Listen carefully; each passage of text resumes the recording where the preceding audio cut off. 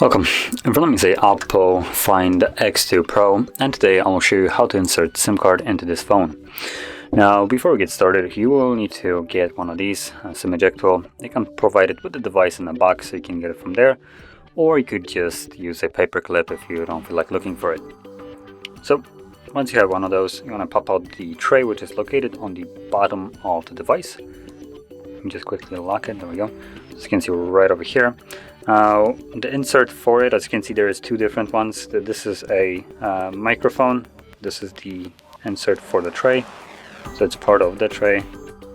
And once you push it in, the tray will pop out. And from here, simply grab the tray and take it out completely. And as you can see on the tray, you have only a space for a single SIM card.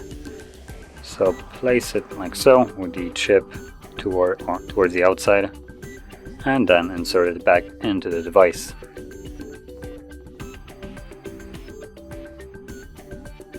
And as you can see, there's the pin for the SIM card.